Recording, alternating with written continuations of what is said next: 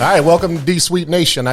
You might not recognize him. I don't think he's ever been on camera before. This is a guy that's always behind the mic talking, like a robot. And this is Dan Hutchinson, my co-host. What's up? What's up? Yep, it's my first time officially at the table during our time of the podcast. Normally, when someone has seen me, it was just the Zoom calls when I was in Texas. That's right. Okay, I guess maybe you guys do know what he looks like. Okay, I forgot. Today we're going to do a what would we call it, Dan? Like a quarterly review of like the first 25 episodes or so? Yeah, I mean, we've done 26 episodes now. This would be number 27, and we thought it'd be a good idea just to, review the first 25 episodes and, hit some highlights and, review some laughs and just go over our some shows. Then we'll get into some other stuff as well. The one I'm looking forward to is that the Zoom one where we had the Miller boys on there talking about Detroit, Chicago. I'm really looking forward to that one. That's a good one. Yep, that's a good one. I'm going to save a little bit for when my pastor is here because I know me and him are going to talk about that, but I already know where you're going to go with that. So yeah, I've got some stuff for you when that show rolls around too. There's some stuff I want to bring back up, and I'll just leave it at that. Dirt sheet writers again? No. Okay. All right. Well, what we got first?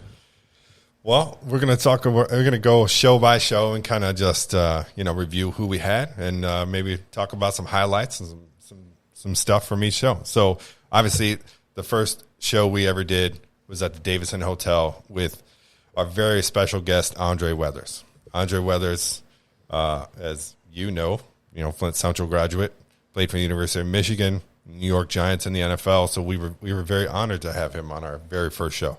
Yeah, yep. He's in the Greater Flint Hall of Fame. Works at the high school. He does everything for that high school. That was a pretty fun episode. That episode there, you and I had no game plan. We were greener than goose shit when we got there. That's right. And we just that was first take. No rehearsing. We just went with it. And I didn't think it was that bad for a first episode.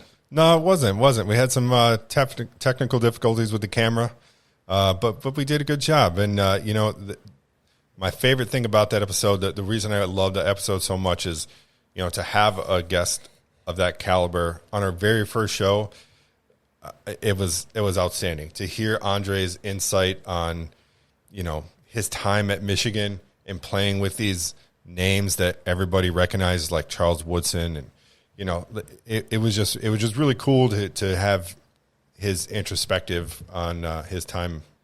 Yeah, and to get that inside information, like what was said in the huddles and, remembering plays. And it's good to have somebody that was actually there telling you about it, how it really went down. And it's fact. You know what I mean? Yeah.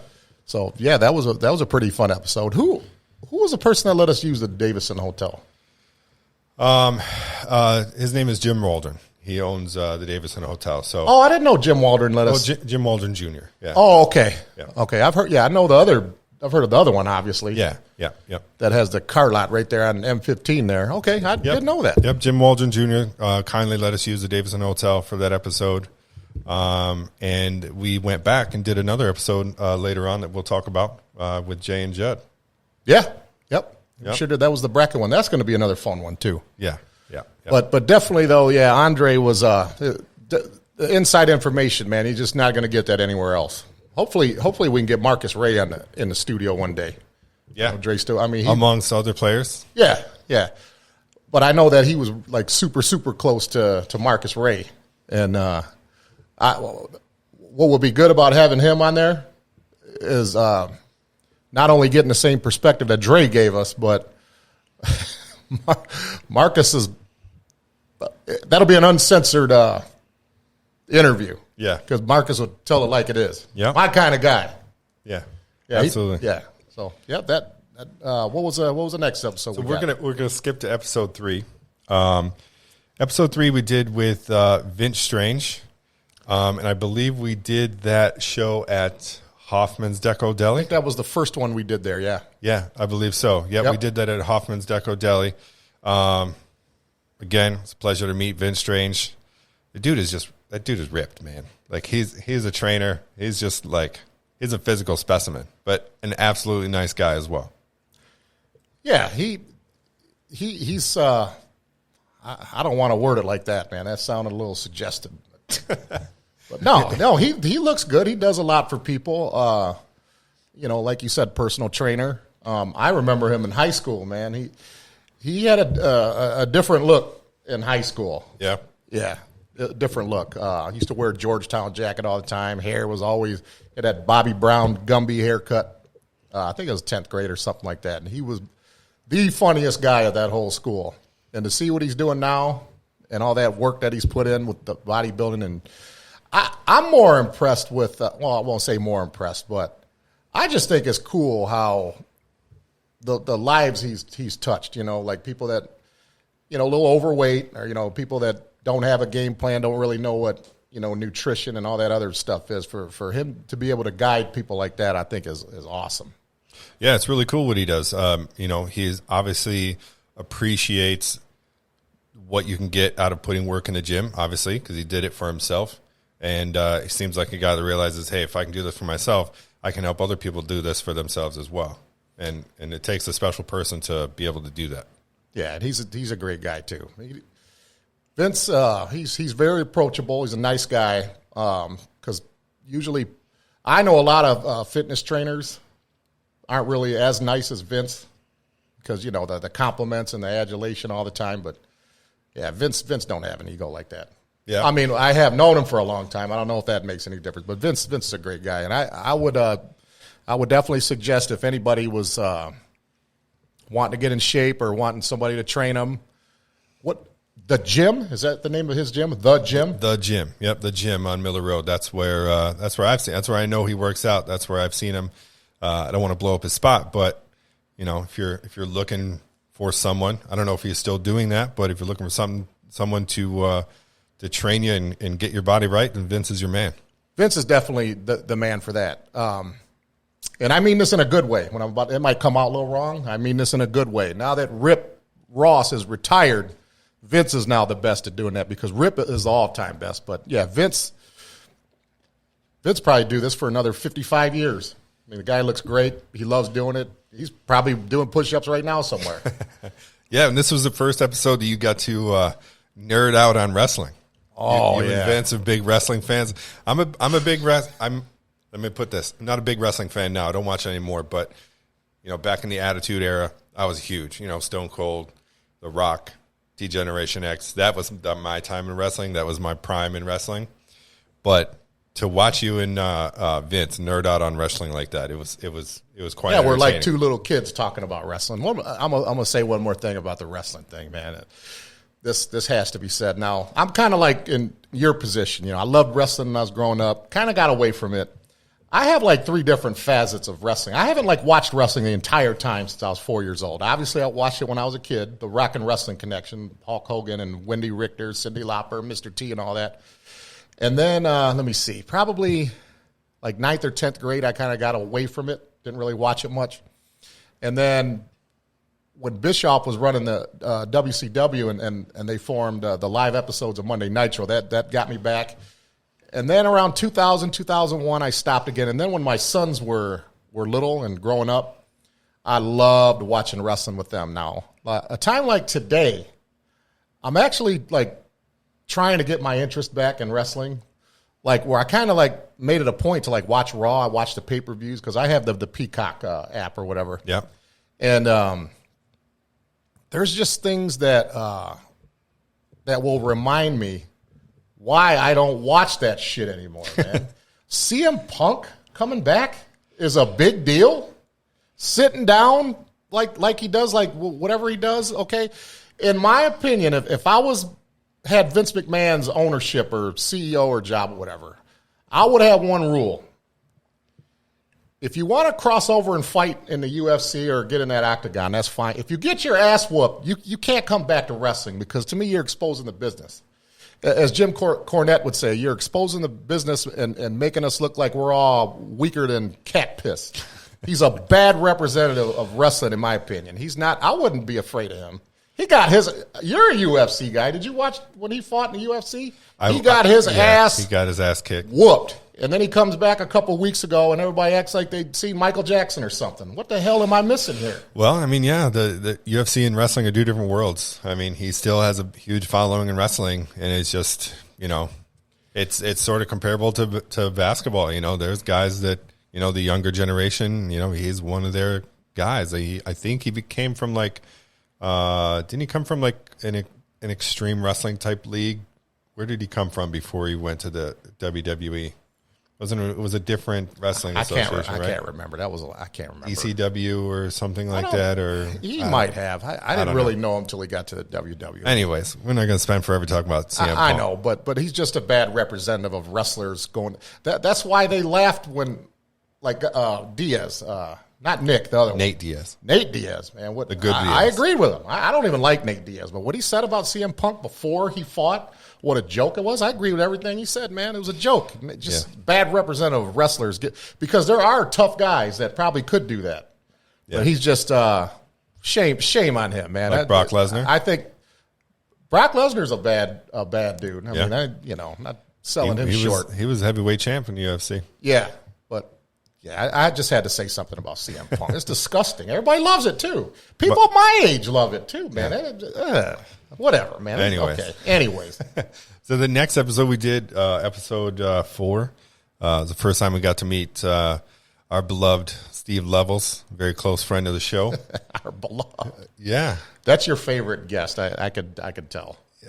I don't know if you have a favorite guest. I don't know if he's my favorite guest, but I like the dude. He's a good guy. Him and I got along right from the jump, and he was a good guy. I love talking about football with that guy. He's funny as hell. If you've never seen his videos on Facebook, he posts these videos on Facebook of him dressed up as a woman in a wig playing basketball. It's hilarious. He actually looks better that way, I think, because his head is bigger than mine and yours.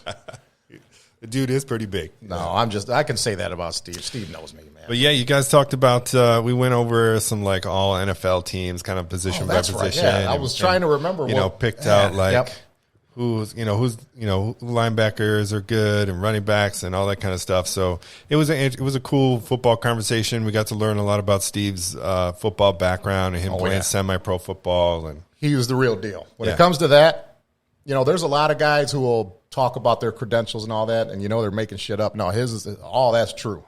He played semi-pro up until he was, I think, 44 or 45, and contributed. Yeah, I don't know his health status, but he looks like he could play right now. He takes good care of himself. Yeah. He has a healthy relationship, been married a long time, got good kids, good grandbabies, lives in a nice area, and Chuck Lawler, you need to hit up Steve Levels, see if he still wants to play middle linebacker for you, for the Flint Fury. He would be a good coach if he coached on that team. That's I know that. But yeah, Steve. Yeah, I know we're going to talk about him later. Again, it's going to be a different conversation later. Steve's one of the guests we've had on multiple times, and the next time he's on is hilarious. It's pretty funny. It's kind hilarious of one of my, to who? To me. Yeah, I know. It's one of my favorites. It's hilarious to me now. I wasn't laughing so much that day. Now, to my credit, though, the NFL episode we did, I was trying to pick the best players available, which wasn't the case in a later episode. Yeah. But I had a good team. My team was better. So the next episode we did, first time getting to meet Mike Fordham. Mike Fordham, former Flint Central player, former University of Illinois standout, and is the current director at Flint Cultural Center Academy in Flint. Great guy. I never seen him play football, but he comes off to me as a gentle giant, right? He'll bust your ass on the football field, but he's such a nice guy off the field. Yes. I would, let me see, as far as high school goes, I would put him probably in a Reggie White category. And let me explain what I mean by that. Like you just said, he's a very nice guy. His speed, strength, work ethic, his know-how, his football know-how, the way he plays the game. If he was a mean person, like if he had a person, my personality, I guess. I'm just talking personality, nothing to do with that. If he was a mean, or maybe like an LT personality. If he was a mean guy, like mean, like let me see, who would be a good example? Like Deacon Jones, mean. They're Bill Romanowski mean. There would his name came to mind, but I mean, yeah, he's spitting somebody's face. I can't give him no shine for that. He's spitting somebody. That's Can't the ultimate. get much meaner than that. That's the ultimate disrespect, man. And spitting somebody's face. But had he been like mean, there would have been some rules changed in high school in the MHSAA back then. He was that good, man. He was good. He's another guy. What I just said about Steve, what he says about himself, he's telling the truth. He's not. If you didn't know who he was, might sound like, he's jacking himself off, but he's not. Right. But he's not. He's everything that he says he is. I'm glad. I knew you guys would get along. Yeah. Now he was awful complimentary on you. We'll talk about that later. The last time he was here. Yeah. I'm gonna get on him on that later on. That's a later episode. Mike and I kind of have a bromance going on. I see that. Yeah, we talked about what did we talk? We talked about a lot of college football stuff with Mike. We went over some, obviously some Illinois, Michigan stuff. I believe we had some Illinois, Michigan football clips in that show. We went over some basically just Illinois, Michigan college football topics. We went over some plays, some high profile games and moments from those Michigan Illinois games back in the 90s. Yeah, there was one game in particular that him and I talked about, Illinois, Michigan. Pretty sure it was 93. It's either 93 or 95. I get those years mixed up. But there was a game that they played at the Big House. The Illinois' running back, Ty Dothard, was just... Yep, I remember that name. He looked like Adrian Peterson that day. Yeah. I mean, he was just... We couldn't stop that guy. He was just, and it was nothing really flashy. Their offensive line probably blocked the best game of their lives. They were creating those avenues, and he was just 4 yards here, 4 yards here, 6 yards here, 12 yards here, 5-yard gains, just downhill every time he ran the ball. We talked about that game a lot. Yeah, well, that's when an offensive line can play good and open up big holes for the running back, you can make average running backs look good, and you can make good running backs look great. Yeah, and I think that's pretty much the only game we talked about. He talked about a couple of his teammates on there. Was Javon Curse? There's a name I get. Was he an Illinois guy? Javon Curse. I don't think so. I get him and Kevin Hardy, I think, was there. Kevin Hardy was one of their studs, too. I apologize if Javon Curse. Mason, look up, where did Javon Curse go to college? Where did he play college football? And if we haven't said this, we haven't mentioned this yet, but I don't know if anybody's wondering, and I'm here, who's running things behind the computer back there. It's my son, Mason Hutchinson. He's coming on, joining our team, kind of, bringing him along, teaching him the ropes behind the soundboard and the computer, and being our little Google master back there. Yeah, he doing a good job, too. Yeah. Say hello, Mason. Hello. Hello.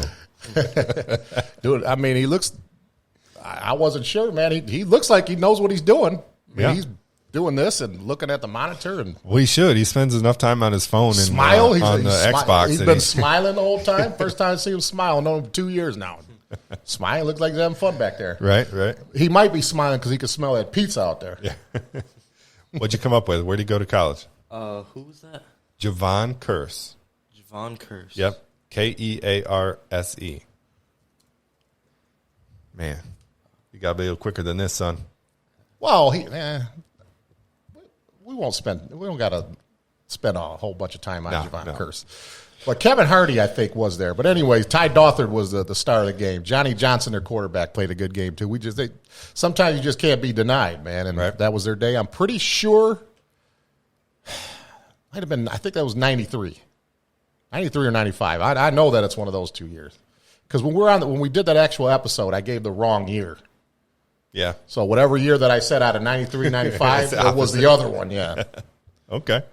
All right. And we did Wow, man, I apologize. We skipped over a crucial episode. So that was episode 6. We did that episode at Daisy Dukes. Shout out to Gio at Daisy Dukes for letting us come do shows there. We did many shows there. Yep.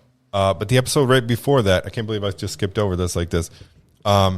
We did it at Fenner's Barbershop, right? Mm-hmm. Am I pronouncing that right? Fenner's? Yeah. Fenner's Barbershop. Is that a hard name to pronounce?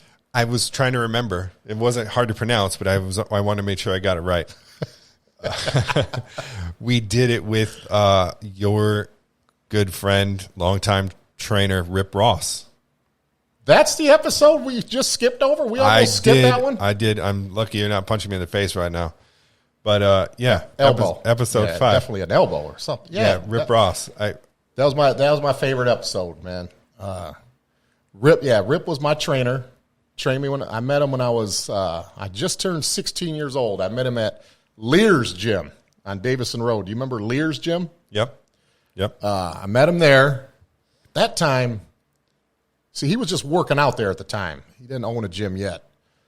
He was at that time pushing 50. And when he was 50, he was really like 25. And the stuff that I was doing with him, man, not just when I met him there, but throughout like my lifetime, he has a way that he trains people. What he likes to do is, first of all, he works out with me, so he's not a bully. So all this like Marine Corps stuff that he has me do, he does it with me. So if he tells me to do 1,000 of these and 1,000, he does them too. Yeah. But what he does, he doesn't holler at you. He doesn't like scream and holler. What he does is he'll like if you look like you're quitting, because he knows the difference. Like if you're doing a set of 25, if you're just quitting, or if you physically don't have it in you, he can like the difference between differentiate fatigue and quitting. Yes. Okay.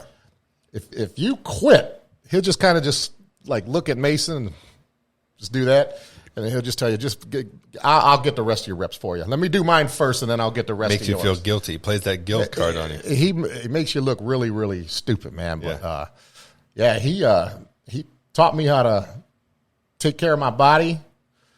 He tried to teach me how to eat right, but I don't eat right.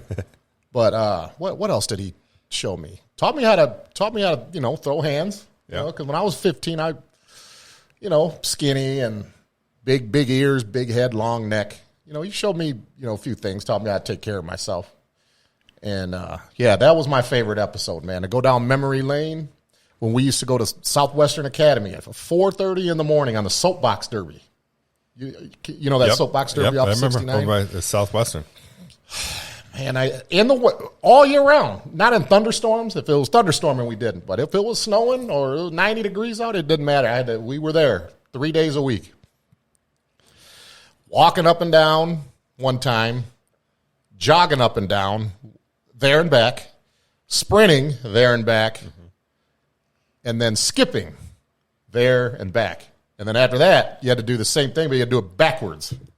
Walk backwards and then walk backwards back, and then everything I just said after that. Once you get to the skipping where you got to skip backwards, that's when you start dry heaving and not throwing up, but where you're kind of and you see that long spit coming out of your. Oh yeah. I was paying a price for that. Yeah, Rip was a very, very interesting guy to meet and to talk to. It makes sense what you said about how, when he trained you, he didn't yell at you. He just, because even talking to him for an hour, right?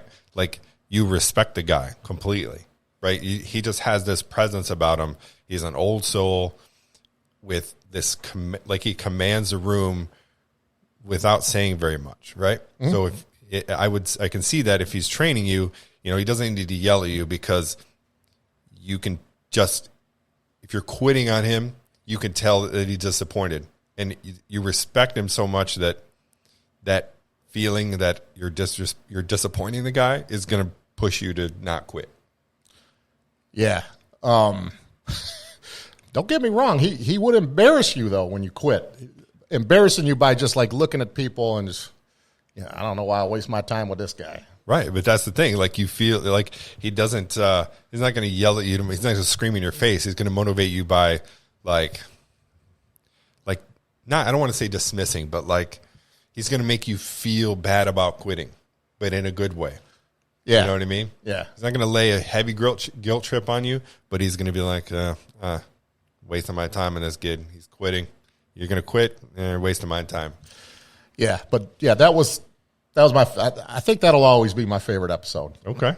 I mean, we could have, Floyd Mayweather Jr. on the show, Thomas Hearns, but that'll still be your favorite Isaiah show. Thomas on the show. That's always going to be my favorite episode. And it was a cool place to do it too. We got to do it. You guys were sitting in the barber chairs in the barber shop, and we got to pull that together. I thought it was a very cool setup and a very cool way to do it. Yeah, and Greg Fenner, by the way, a couple of weeks ago, we were acknowledging all the people that let us use their venues. We forgot to name Greg Fenner because I'd looked at it again. So that's on me. That's on me. I apologize for that. That's exactly why I wanted to get his name right. Yep, we used that venue twice because I did my solo interview there before the RIP one, and then we did the RIP one there. Yep. All right, moving on. The next episode we did, obviously, was Mike Fordham. The episode after that, episode 7, we did with a young up-and-coming kid in the MMA world. His name is Adam the Truth Alexander. Yeah. You want me to go first? Yeah, go ahead. Okay, that's an interesting show. First off, I didn't know that he was fighting the same night Chris is fighting on I October just found 9th. that myself. So I would love to have him here also. I don't know if him and Chris, I don't know what their relationship is, but that's an interesting topic. I got criticized for that show, and it was nothing I took personally. It's just somebody voicing their opinion. I can't remember. I honest to God can't remember where it came from. But I do remember getting criticized for that. Well, how come he didn't do this? How come he didn't do that? Well, you asking him this and that. I can't remember where it came from. But we met him. That's the one we met at the Valley, right? Where you and I met him for the first time? Yeah. Okay. Because I think you were on crutches at the time. Yeah, I was on crutches. I tore my PCL. We met him at the Genesee Valley, and he's a good kid, and I can't wait to have him on the show again. And you look at his progress in the last couple of years, he's a totally different. Just he's going to make it, man. That kid's going to make it. Yeah. Now here's the. And again, I didn't take it personally, the criticism I got, okay? But this is what I would say to anybody who would criticize that episode. First of all, it's hard enough to sit here like this and interview somebody and try to make a good episode out of it. That's hard enough. It might look like it's easy what we're doing, and it's not hard. It's not rocket science, right. But you don't want to look like a fool up here either, okay? I am not an MMA person as far as knowledge, okay? I'm not like you are. I know you're a big UFC MMA guy. I know a little bit, but I was asked to interview him. I said, sure, would love to interview a kid like that. And I'm glad that I did. But on 24 hours notice, and then to interview him, and, I did the best that I could. I would challenge anybody. Get a show, get a studio, interview somebody you don't know nothing about. Don't know their background, don't know how old they are, don't know where they came from. Have people watch your episode, okay? And get people to enjoy it. And when I say people, I'm talking about people you've never met. Of course, your family and friends are going to say, "Oh yeah, great episode." Try to get a following for people you've never met and don't know who they are. I did the best I could on that one. Now, if I interviewed him again, it'd be totally different because I'm a little more knowledgeable on the MMA game, and I like how hard that he's working. He's got a good attitude. He's got a great team. I know Joe Stevenson is one of his trainers. Oh, wow. And Joe Stevenson from Tough fame? Ultimate Fighter? Joe and Jamie were big-time boxers back in the 80s here. They were really super, super good. But Joey taught him how to strike, like a boxer. Mm-hmm. And So he's got a good team. But I got a little flack for that. Nothing I took personally. I wish I knew where it came from. I can't remember. But I didn't take it. I didn't take it personally. What but exactly I just had was the flack that you got? Like, what was the feedback? They just didn't do a good job? You didn't ask the right questions? Yes. Yeah. And maybe I didn't. Maybe I didn't. But, it was on 24 hours notice, Right. I was glad to do it, Glad to do it. There's going to be those kinds of people. I tried to, like you said, you try to do it. You do it. Well, I know, but I didn't take it personally. It wasn't a personal attack. I didn't take it as such, because if it was, I would have remembered who it was. Right.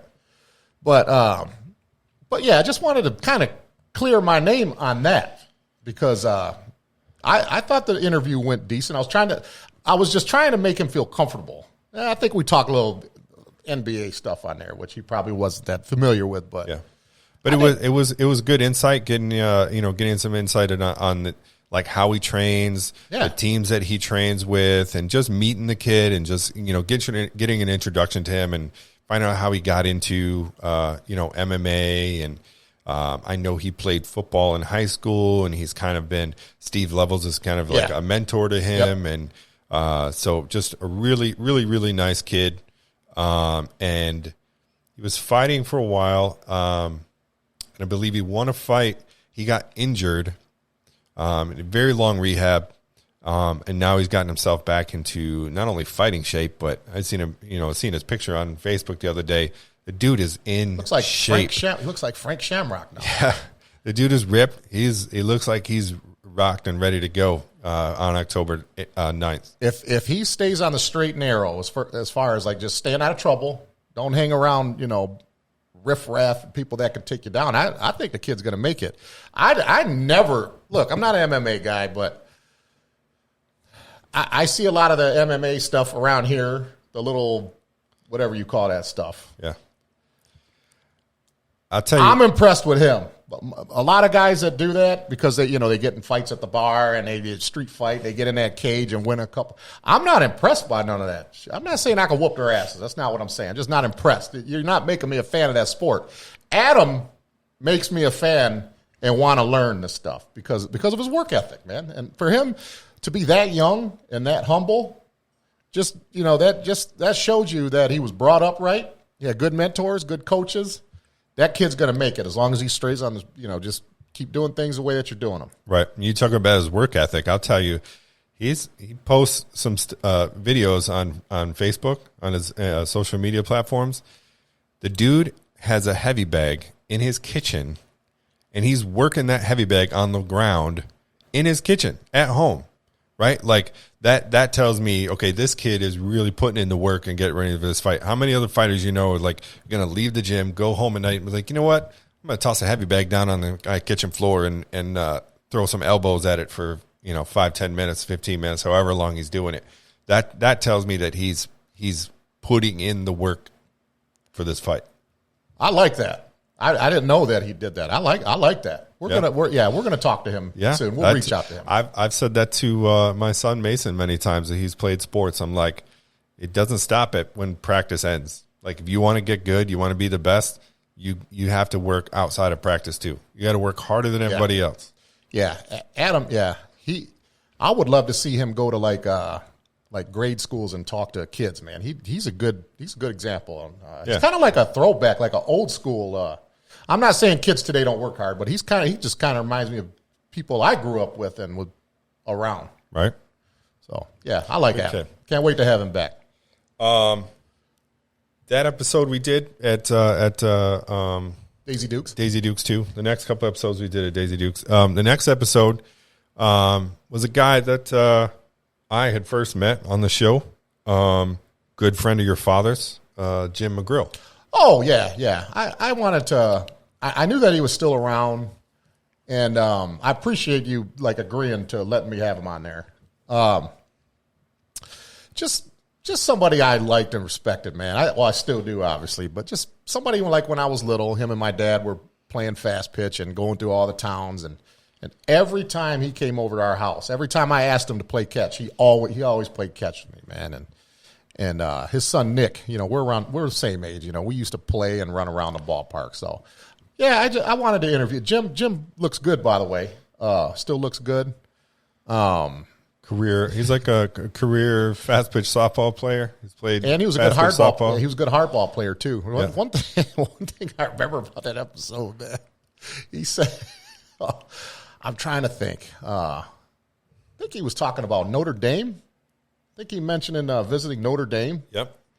And he said, "Oh, beautiful! I loved it there, man. And the landscape, and this is beautiful. It looked like Canada."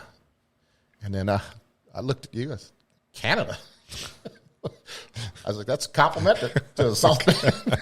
That looks like Canada. No, I like Canada, man. I'm not. I was just having fun with that, man. Canada is a beautiful country. I'm not one of those American people that thinks that we're just better than everybody. I like Canada, and that's the only country that I've been to outside the United States. I enjoy going there. It is a beautiful country. You've never been to your homeland south of the border? No. No, I need my head. Yeah. Yeah, I need my head, okay? You do all right down there, I think. Nobody's gonna fuck with you down there. Well, I'd be able to handle those little short, ashy skin, with my fists. I'd be able to. But them guys, man, there's 200 of them, right? With machetes. I'm not getting near that. Not every place in Mexico is like that. Right? Oh, I know. I'm talking about them little dark-skinned, ashy Mexicans down there. Yeah. Yeah, Jim McGrill was an interesting conversation. It was nice to have someone tell stories about Chop. You know, unfortunately, Chop's not able to be here with us today. So, what better than to have someone like that who was on the road with your dad, playing fast pitch softball all those years, bringing up some cool stories about your dad, and it was a very interesting conversation, and it was good to talk about some of that stuff. Like I said, I appreciated you, agreeing with it, because that episode was more for my benefit. I wanted to have a fast pitch player on there, and that was fun. Good to see Jim. Yeah. So the next episode we did was another kind of special episode. It was the first time, besides the show where we interviewed you, we did a live show, and with Coach Joe Ufinger. We got together at the Flint Cultural Center and Academy.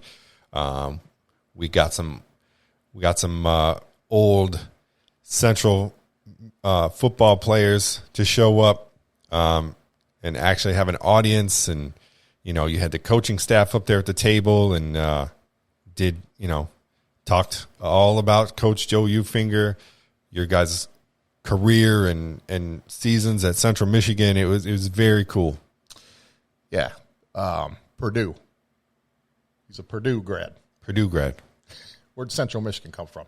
Did I say Central Michigan? I said Central High School. Oh, okay. Central High School. Okay, that's what you meant to say. When I say Central on the show, I'm referring to Flint Central High School. I thought that you might have got thrown off because Pat Cavett was there, and he had his Central Michigan gear on. He's the one who helped you when the microphone collapsed on us. No. I think everybody knows when we say Central on this show, we're referring to Flint Central High School. I think you said Central Michigan, though. I think I almost did, but I apologize if I did.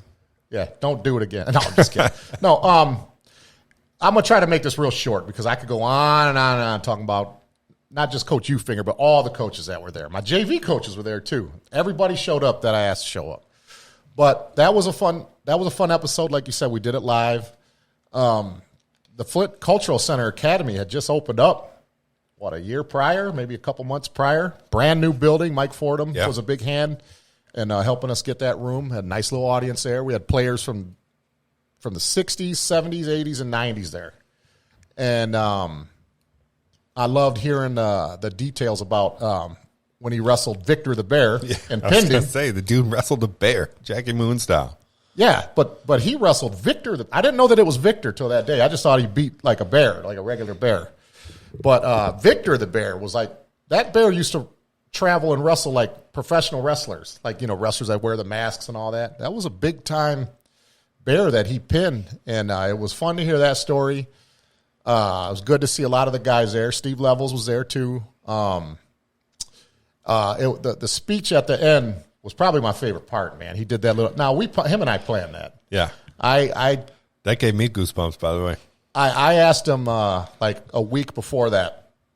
if he would give us a pregame speech. I told him that I was going to go sit in the crowd with my players, teammates, whatever. I said, I'm going to bring all the coaches up here and just give us a speech getting ready for it. That, to hear that voice, the way that he was doing it and how he sounded, how deep that, oh, man, that just – I listen to that all the time because there's a short YouTube clip. I think Randy Scott put in there. It's like 2 minutes, 2.5 minutes. I listen to that all the time when I'm on the road.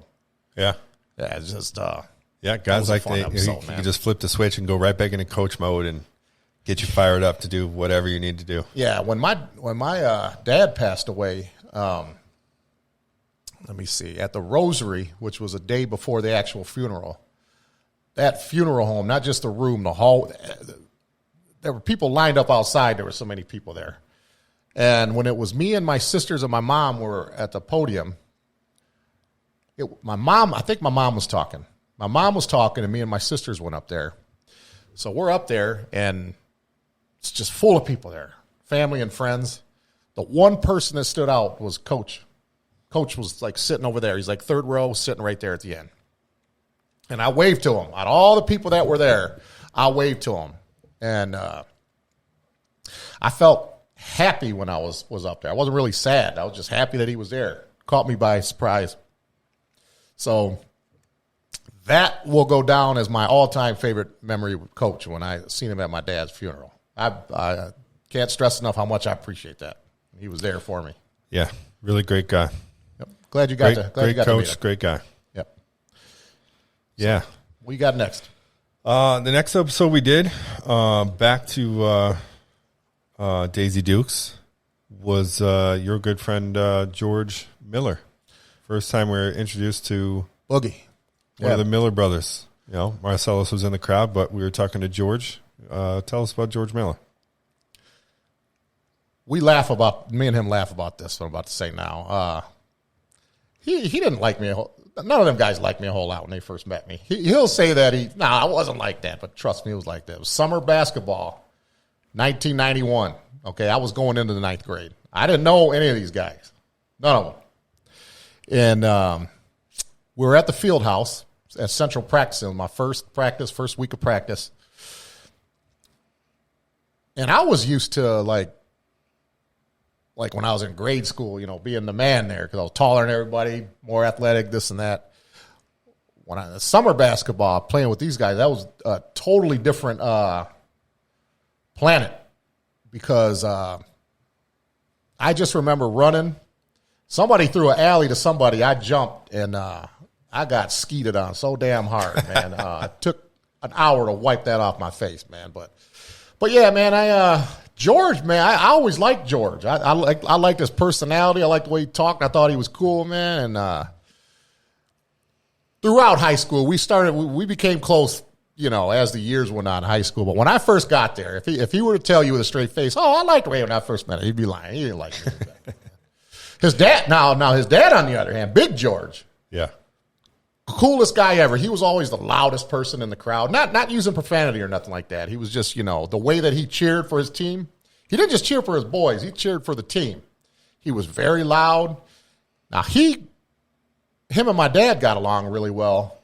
And Big George was always nice to me. He kind of knew that I was like in a different environment and I had to adapt. And he made me feel better. I got along with his dad really well right off the bat. Still do. I wish I could see him someday. But yeah, George, now he hit a game when we were playing Northern in 94, which was George's senior year. And he's known for hitting that dagger, that free throw at the end to beat Northern. Northern won a state title the next year. But yeah, and Antonio Smith and I was going to say, got in his face. Well, what happened? Almost started. It's on film. It's on film. Antonio got mad. He took his jersey off and was going after people. But his brother Robert is on the team. Now Robert is somebody you got to worry about. Yeah. Like if a riot would have broke out, I wouldn't have worried about like a lot of the guys on that Northern team. Robert, when he starts going through piles, that's somebody you got to worry. You need a couple guys to handle him, But yeah, it was just we won the game fair and square. Somebody, there were people throwing chairs. Looked like a wrestling match. Just mad that George beat him. George put a dagger in him, and there was already a lot of police there anyway, because back in those days, when Flint schools played each other in basketball, the JV games were at 1 o'clock, and the varsity game followed. They never played games at night when it was the Flint schools, because somebody had got killed at the planetarium during a Central Northwestern night game. That was like in 89 or 90. And then since then, they were playing our basketball games early in the afternoon. But, yeah, George put a dagger in him, and that's what he's known for as far as, like, high school. Put a dagger in him. Yeah, it was nice. Game of the week. Yeah, and he went on to play college basketball. Campbell University. Yep. He was a standout at Campbell University. Very knowledgeable about the game of basketball, George is. Yeah. You can get into debates, some good debates with George Miller. He knows his shit. Yeah. Big Michigan fan. Another guy that agrees with me on Kareem being the best, because he is the best. And good. He's just from, him and his brother, they're just from a good family, from their parents, their grandparents. They're from a good family. Yep. So, yeah, me and George, he's one of my closest friends now, but I think he kind of had treated me like I was beneath him when I first met him, like when I was 13, 14 years old. But yeah, good guy. Nice guy. Very knowledgeable about the game of basketball. Yeah, George, never in any trouble, just kind of like Adam, just a straight edge, good person. So. Yeah, absolutely. Yep. We'd love to have George back sometime too when he's in town. Yeah, definitely will. The next episode, we got to do a show at Sharky's Bar and Grill here in Burton, and with our very own Fred Jackson. Boo, as you call him. Everybody calls him Boo. Yeah, that word means something different now. That was his name when he was growing up. That's what we called him. I never called him Fred in high school. I never one time. Nobody did. Boo's his name. Boo and D'Angelo Mitchell. Where did he get that nickname? I don't know. I never asked him that. Just when he was our quarterback, we were in the JVs together. That was his name. I never asked. Like I said, Boo means something different now, but that's been his name for 45 years. All right. Yeah, we talked a lot. I think that was a very that was a well orchestrated. That was at that point. That was what was that, episode number 9, 10, or whatever. To that point, episode 11. That was the most well rounded.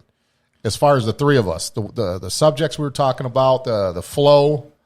Yep. That's exactly what I was going to say. You did a real versatile show. You did a good job on the setup, even though we'll get to that. Okay. Okay.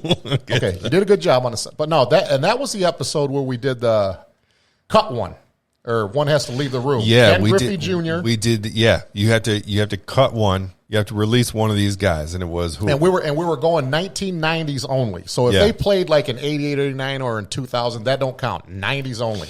Roy Jones Jr., Michael Jordan, Barry Sanders, and Ken Griffey Jr. were the guys. Which one you were going to cut? Which one you had to say? Yeah, had to leave the room. Get out of here. Yeah. The three of you guys can stay. You're on the team. You got to go. Who you telling to go? I can't remember who I know that.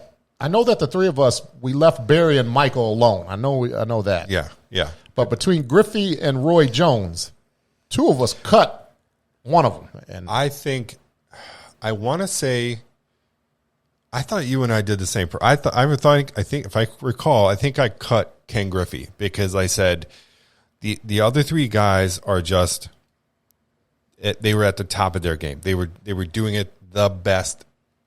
By far the best in their sport, right? With Barry Sanders, Michael Jordan, Roy Jones Jr. being the best pound-for-pound boxer in the world at that time.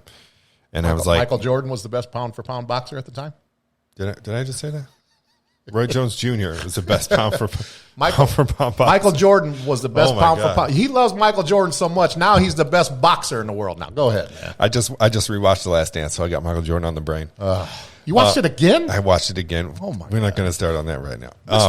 Okay, why don't we do this one time? Why don't we do a watch along and watch that documentary or something sometime? Oh, that would be awesome. That would be awesome. But anyways, Yes, Roy. I cut Ken Griffey Jr. because I thought Roy Jones Jr. was at the time the best pound for pound boxer, and obviously Jordan and Barry, they're the goats in their respective positions. So I let them alone.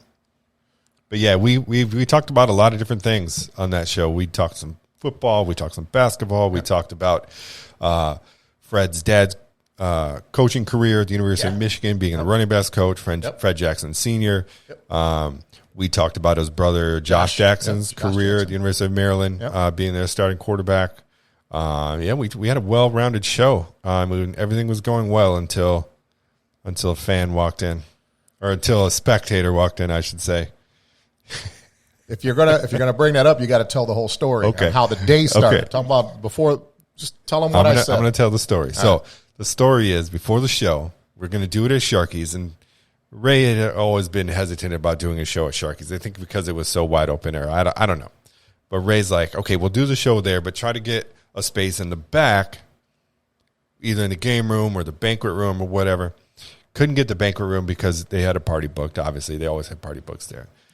And I'm scoping out the game room, and I was like, man, this is not a good spot to do it back here. Lighting, setup, there's all kinds of games and shit in the background. And I was like, this is not a good spot. So I picked out a spot that was a perfect spot along the wall next to the fireplace. I think at the time it had like a Jim Duhart jersey hanging there on the wall, right? Yeah.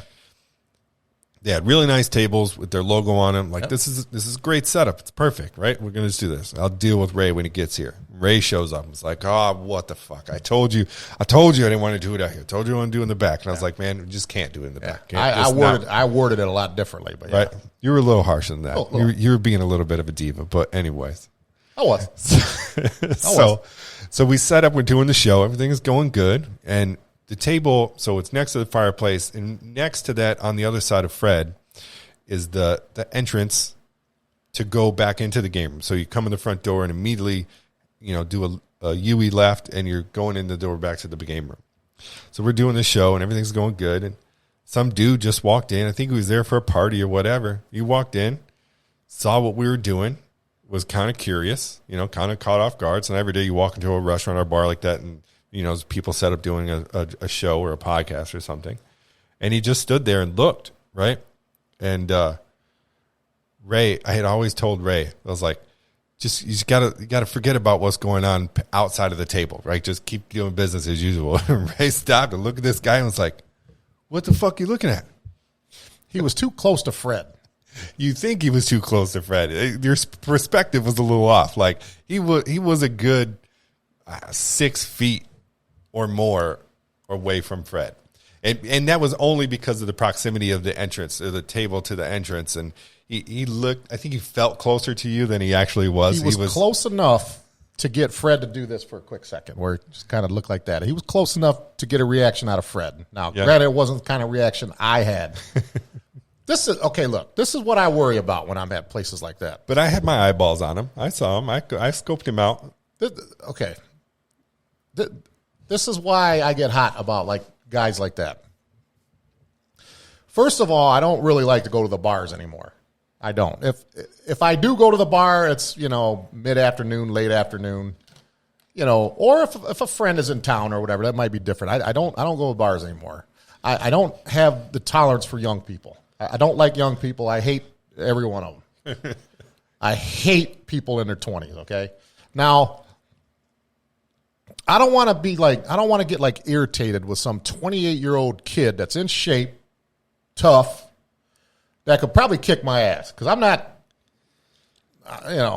not suggesting I was a tough guy when I was younger, but I'm certainly not, I'm not who I was 20 years ago. I'm good, I'm good for about 35 seconds, okay?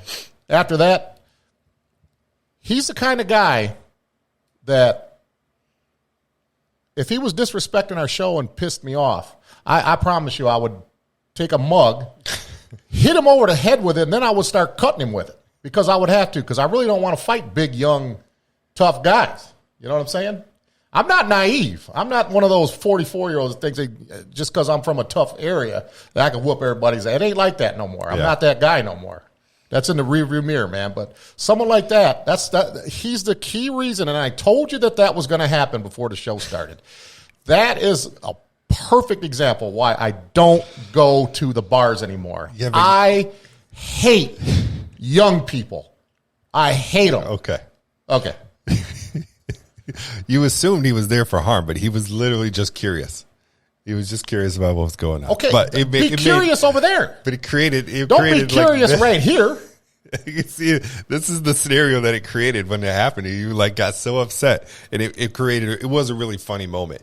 It was an editing nightmare for me, but it was a really funny moment in the show.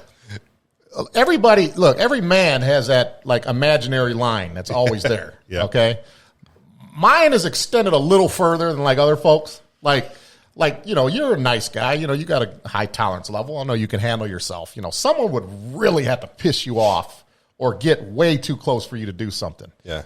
For me, if you're sitting over there, running your dick suckers over there, as soon as you walk anywhere near here, I'm getting up. I'm throwing the first punch. I'll take what I got coming after that. Okay? Do what you want to me. I'm going to throw the first punch. That could have happened to that kid that day. It could have, yeah. And it happened one more time when we were at Daisy Dukes. I think it was when we had Jason Turner on. Let me explain that one. That's a couple episodes later. Okay. Yeah, I remember that one. I forgot about that one. Go ahead. You could. No, we'll wait till we. I forgot talk about that one. Okay. But okay, hold on. Everything I just said, I'm telling you, that's not tough guy stuff. Okay, I'm not a tough person anymore. However, if I'm pissed, if it's got to be me or you, it ain't gonna be me. Right. Okay, because I'll hit you behind your back with something when you're not looking. I'm like that. That's why my whole family, the cheap shot. All you do is cheap shot. Cheap shot. It's gonna be me or you. I'm gonna do my best to make sure that it ain't me. So when I'm doing an interview with somebody, like them hobos out there when we first got in here, Yeah. I say, hey, man, everything all right? You guys all right? Oh, yeah, you from the machine shop? No, I ain't from no damn machine. I don't listen to that rock and roll heavy metal shit. No. So I'm getting ready to go in here. We showed up to the studio. That's today. how I am, man. I'm protective over my studio, man. A couple of riffraffs hanging outside. Yeah. We had to show them away. Yeah. Had to walk my old lady to her car to go pick the pizza up just to make sure that these fools don't rob her out here. So, yeah, that's just the way I am around people. If it's going to be me or you, I always got a foreign object or something. I'm going to hit you with something. Hey, my drill sergeants in the Army used to say there's two types of people, the quick and the dead. Yeah. Yeah. I don't like to get injured. I don't like getting hurt. No, nobody does. Yeah. I certainly don't want to fight anybody anymore. I'm good Right. for 30. After that 30 seconds, man, I'm Too old for that shit. I'm too old for that shit. I could fight some fat fuck that's 50 or something, but no, not no young person. All right. Moving on. The next episode we did was again, we had Steve Levels on, and we were at the Clio Roadhouse. Oh God! Forgive us for the lighting issues of that episode. It just wasn't great a space. And yeah, that's the one I had to do with my glasses off. Yeah. We had to get this little light to try to light up the space, and it was. God, you guys were forgive us. You guys was getting under my skin. That was a fun episode, but man, both of you guys was just double teaming the shit out of me all day. Let's explain the scenario of what happened on that show. So we had Steve Levels on, and the premise of the show was, because Steve Levels is a big Ohio State guy, we're going to say, Ray, you pick your ultimate Michigan football team position by position. That wasn't the premise. Go ahead. Oh, and Steve, you pick your best players. Pick your best players. And we're going to see who wins, pick by pick, right? Like who's got the better positional group, right? That was supposed to be the premise. No. I didn't know that you were judging them until the show started. I didn't know that before the show. Well, the judging each position group, that was kind of something it happened on the fly. It wasn't meant to be like you had the better picks, you had the better picks, like what positional group is better. That was something I came up with on the fly just to kind of make it a little bit more entertaining to say, well, your position group is a little bit better than that position group. Who's winning the position group battle, basically. So on that premise, I think Ray didn't. Ray's picks, great names, but about halfway through the show, Steve and I are looking at him and kind of poking fun at him a little bit, razzing him, giving him a hard time. Excuse me. because like, man, like he keeps bringing up these names, and I'm like looking at the list. I'm like, Ray, this guy's not even in the top 10 at that position for Michigan. Like, how is he your best pick? Like, Michael Taylor is the guy that came to mind. Okay, Michael Taylor won a lot. I go by wins and losses when it comes to the quarterback position or anything. Okay, now when we're talking about Michael Jordan all the time, you guys want to harp on them goddamn 6 championships all the fucking time. I got to hear. Okay? When it comes to the quarterback position in college, yes, Michael Taylor is not the sexiest name. Now, if you mention that name in front of Jay Green, Michael Taylor, he would agree with me. You guys were getting on my case because you didn't know who a couple of guys are. Oh, there goes Ray, talking with his heart again. Both of you guys with that deep-ass voice, robot voices of yours. Oh, there goes Ray again. And you guys are killing me that day. And you guys were having fun. You guys were having fun doing it. And the more I was getting pissed, the more you guys would poke and poke and poke. You guys want to see Ray lose his shit? You go back and watch episode 12, and you're going to see some very true emotions from Ray, because he was not liking the fact that Ray and I were poking the bear, and he was getting upset. But it was fun nonetheless, and just to give you shit. And yeah, they were names that we didn't know, but we're like, Ray, the point was to like put your best foot forward with the guys that you're picking, and yeah, they're great guys. They played great careers, but like we talked about, like, guys are like, quarterbacks with just better overall statistical numbers, right. Like the Chad Henneys, the Brian Greaseys, those guys, So yeah, that was a very fun episode. Wasn't lit well, but it was very fun to do. And it still makes me laugh to this day. Anytime you have Steve on the show, it's going to be a fun episode because his personality is like ours, but oh yeah, that now something happened at the end there. Here we go. Steve had to go. He had to cut out. I think I don't know. Somebody was calling him, saying, "Hey, get home," and he left. And I don't know what he was drinking, man. Steve, he's drinking latte, cold coffee, rum, some drinking, pinky up. Well, he had to bolt out of here, and his drink didn't get paid for. Was he drinking like coffee and Irish cream or something like that? I don't know, man. I don't know. When I'm at the bar, man, just get you a Bud Light or something. Get you a man's drink. I don't know what he had his pinky up, too, drinking that Ohio State shirt on. But the drink didn't get paid for. And the waitress, we were being nice to her throughout the show because she kept cutting in, and we didn't care. We were being nice to her. Man, she called Steve up on the phone and said, yeah, that big guy, the one that's sitting next to you, he said he ain't paying for your drinking. Cursing me and cursing my name in front of Steve. And, I mean, there was 2 of us there. You didn't pay for it either. Yeah, well, I assumed when Steve left, he paid his tab. He went over, paid his tab, and left because we continued, I think, to do the show for a little bit, and we just assumed that he, paid his bill when he left. I had no idea. If I'd known he didn't pay, I would have certainly picked up his drinks.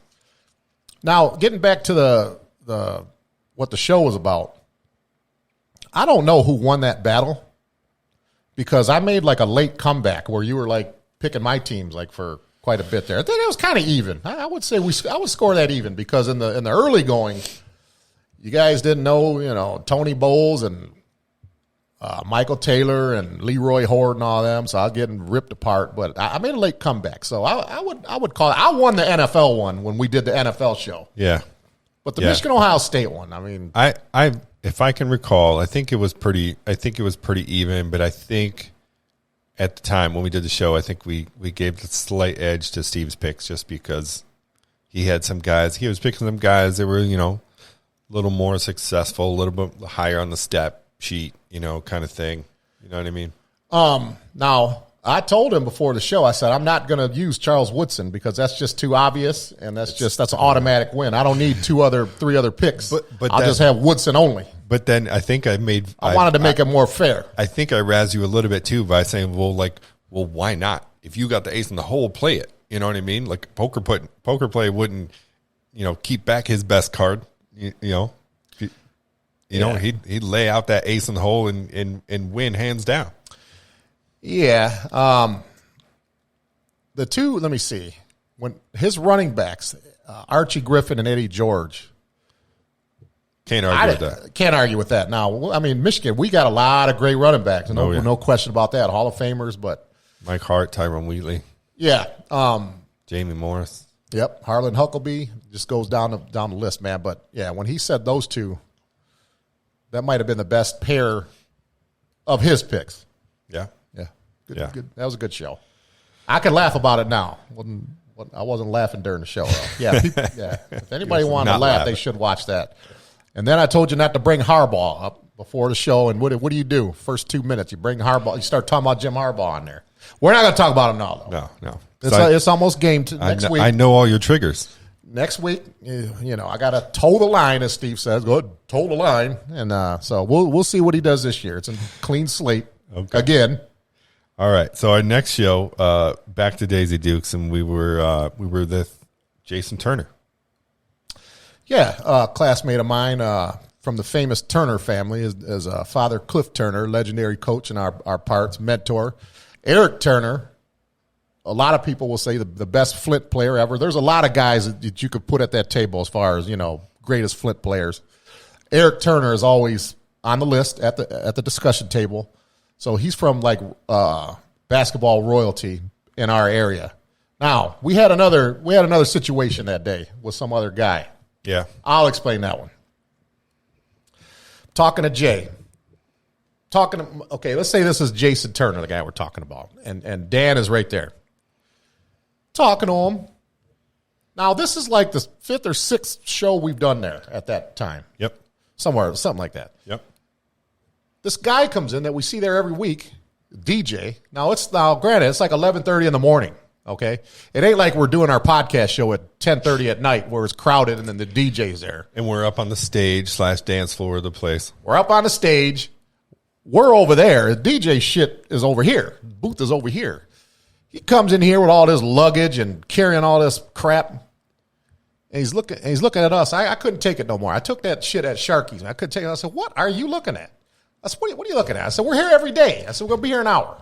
Put your DJ shit over there. Just go." I said, "Timeout." I said, "Dan, timeout." It was like I said, "Just put your shit down." I said, "We're here every day. It's 11:30 in the morning. We're not interfering with your DJ shit. Put your shit down. We'll be done in a minute.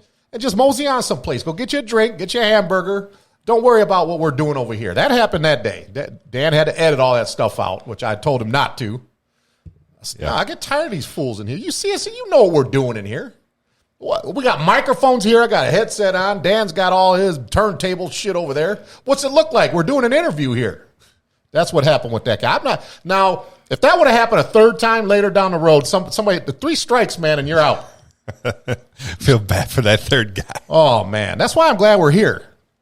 Right. That is a big plus about having our own space now, so we don't have to worry about those outside interferences.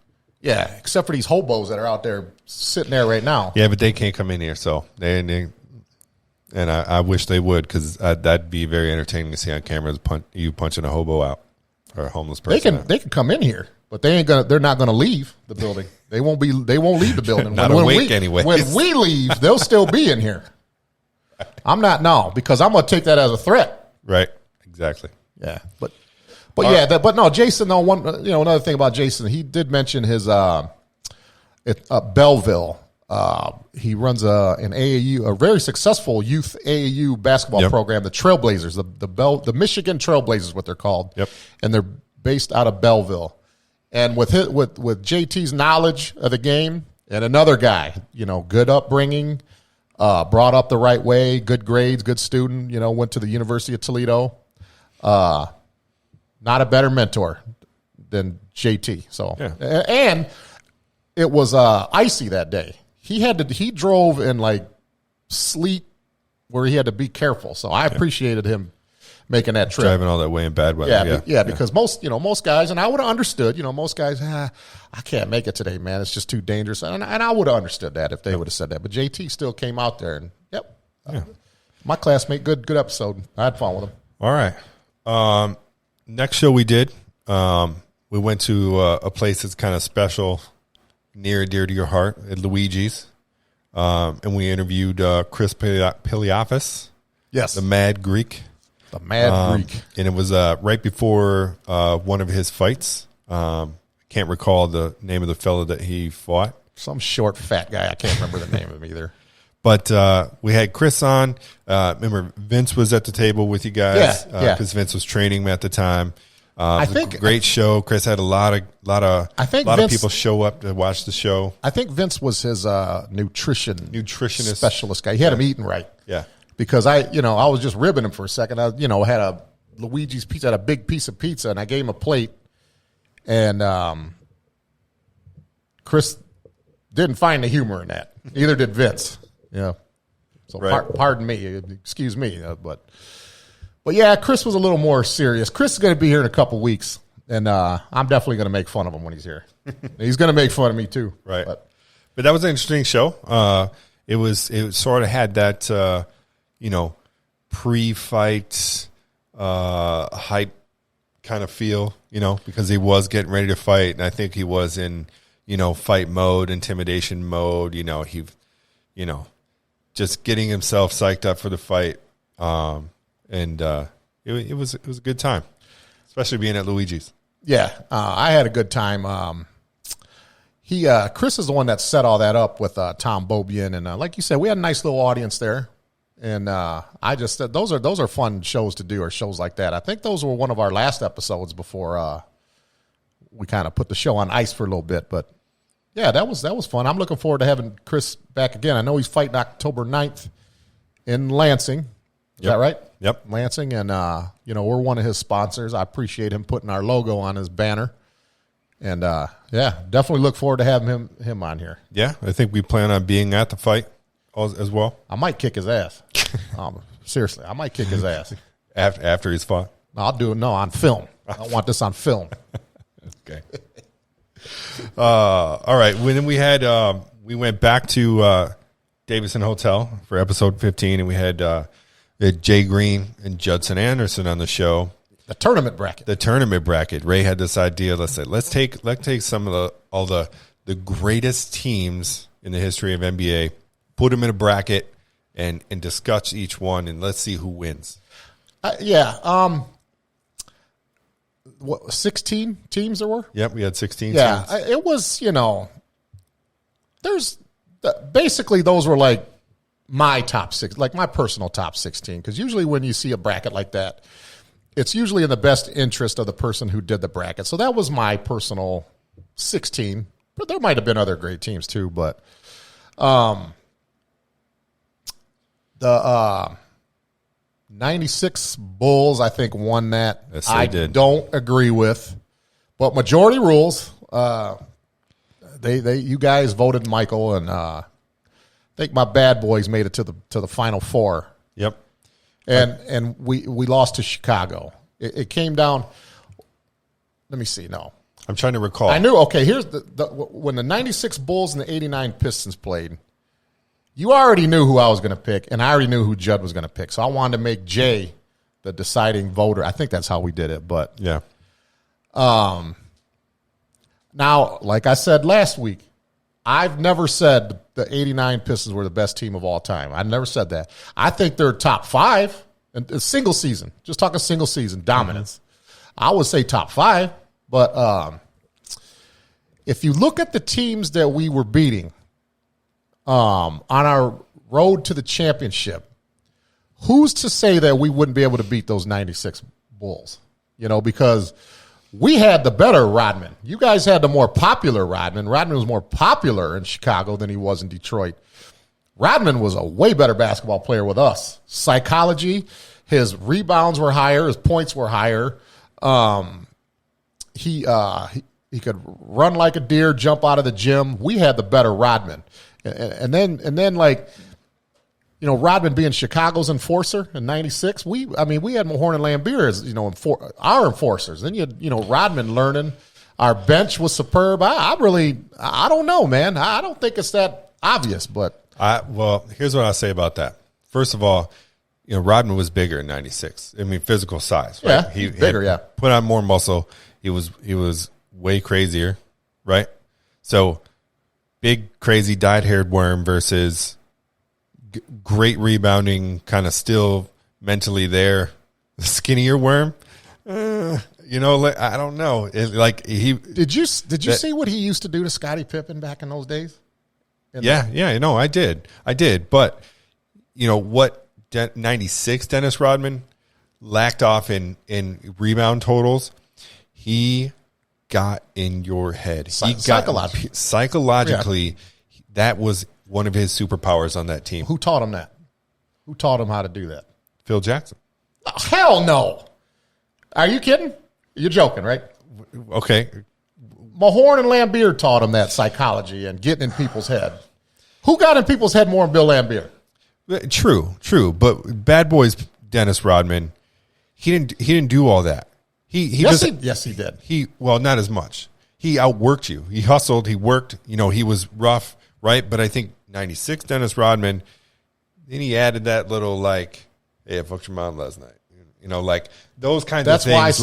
That's why I said popularity. That's why I said his popularity was bigger in Chicago because of stuff like that. Hanging out in Vegas, drinking. He's a member of the NWO and popularity. He married. He was dressed as a woman. Married himself somewhere. Yeah, but going back to what I was going to say. So the '89 Pistons, right?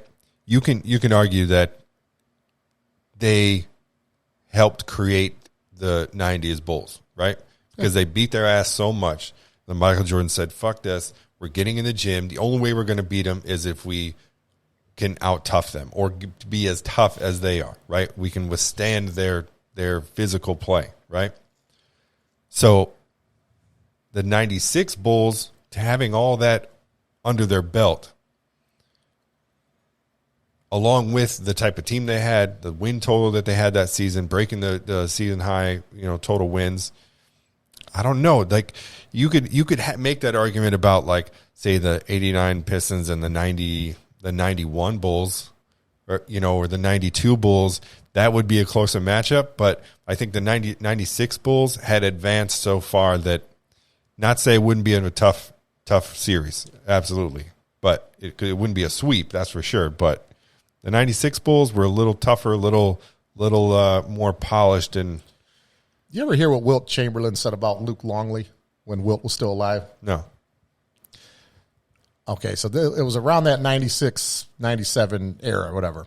Now, Wilt passed away in 99, so he made this statement a couple years before he passed away. So Wilt had to have been, 59 or 60 at the time, because he was 63 when he passed away. Somebody interviewed him, and Wilt never has good things to say about Michael, in terms of who the greatest player of all time is. And, they asked him about the 96 Bulls. And I can't remember what he said about them. But Wilt said, he said, I keep my body in shape. He said, don't get fooled by my age and all that. He said, I could still contribute off somebody's bench, or I could play right now because I'm in good shape to play. I'm not the player I used to be. And so the guy, I think it was Peter Vesey. Peter Vesey said, So you're telling me if you were on the Bulls roster right now and Luke Longley went down with an injury, you're saying that you can step in and fill the role? You know what Wilt Chamberlain said? What? He said, why do we got to wait for Luke Longley to get injured? That's probably true. No, but nobody. Look, we all respect Michael. Okay, I'm gonna leave him out of this. Nobody respects them fucking guys, man. Fuck that. Some of them know the Luke Longleys, the Scott Burrells, the Bill Wenningtons, the Randy Browns, Longley, Judd Bushler, and all that. Judd Bushler. They were just role players. They were just bench players. You see it still now in the NBA. Next year's LA Lakers are getting ready to have a lot of those guys on their bench because of their starting lineup. But anyways. One more thing about Rodman. Okay, while it's on my mind, I'm going to throw out facts for you. This ain't my opinion. His last 2 years in Detroit, he averaged over 18 rebounds a game. I don't know what his point per game was. I know it was a little higher than it was in Chicago. 2 Defensive Player of the Years in Detroit. 2 All-Star selections in Detroit. And he was the fastest player in the NBA. Dick Versace said that in '88, if he would have participated in the 100 meters, he would have won the gold medal. The way that in practice, the way that he can get up and down like that, like a fox. Oh yeah. So I'm always going to take that Rodman over that popular Chicago Rodman. I know that was more fun and all that No, I'm taking Detroit Rodman. Yeah, they without getting off on too much of a tangent. You always say that. Get off on a tangent. Go ahead. That was because I did just rewatch The Last Dance, and Jordan talked about that when Rodman took his little vacation in the middle of a season, to his couple-day vacation to Vegas, and Jordan had to go get him out of the room with Carmen Electra. Oh, he came back to practice and feels like, okay, we're going to get Rodman back in shape, right? He's been gone for a couple of days. We need to get back in shape. And so they did the Indian drill, Indian drill, the running. So you run in a line, or you're running two lines, and the guys in front set the pace. And when the whistle blows or whoever's leading it, the two guys in the back run up to the front. They sprint up to the front and lead the line. And they set the pace, and they don't stop until the back people catch them, right? Okay. So Jordan's like, he told, I think it was Kerr and Bushler or whatever it was in the front. It was like, hey, let's just jog. We ain't trying to do all that today. Just jog. So they start jogging. And he said when Rodman got up to the front, Rodman took off like a goddamn cheetah. Yeah. And they couldn't catch him. And they're like, that's how Rodman was. Like, we don't care what he does off the court, because whatever he does off the court, he's going to show up and he's going to be Dennis Rodman. And nobody could catch him, and the dude could just run. Yeah. So he didn't get out of shape by going to Vegas. He was still in shape, was the point of that.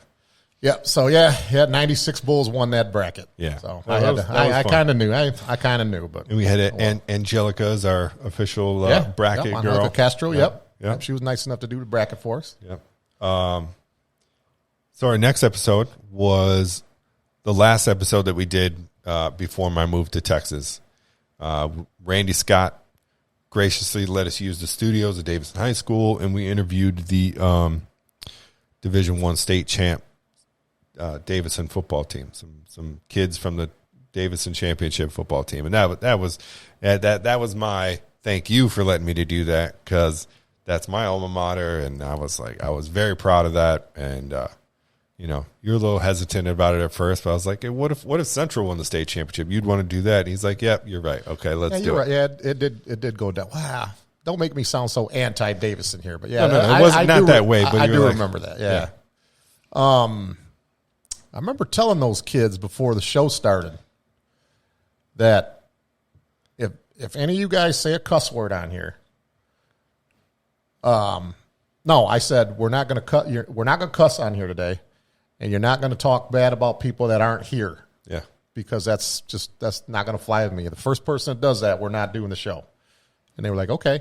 I said, other than that, this is going to be like sitting on a couch at home with your boys talking about sports. I said, it's going to be fun. We're going to be talking about the NFL, NBA, talk about, get some insight from the state title run and what, you had to go through.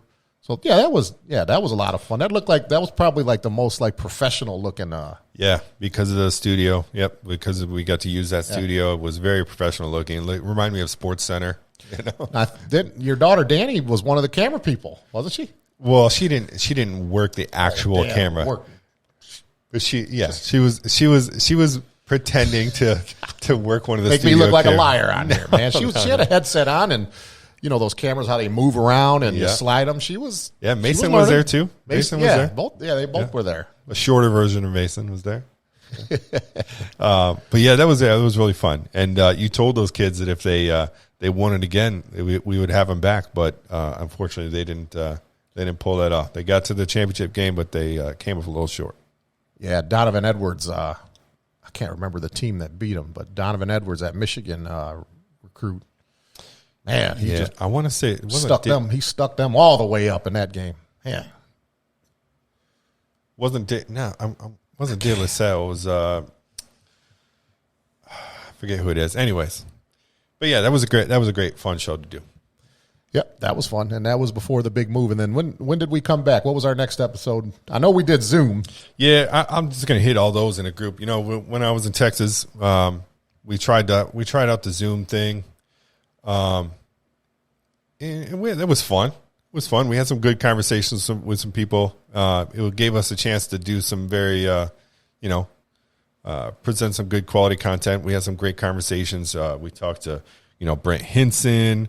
We did a great show where we remembered Don Shula after his passing.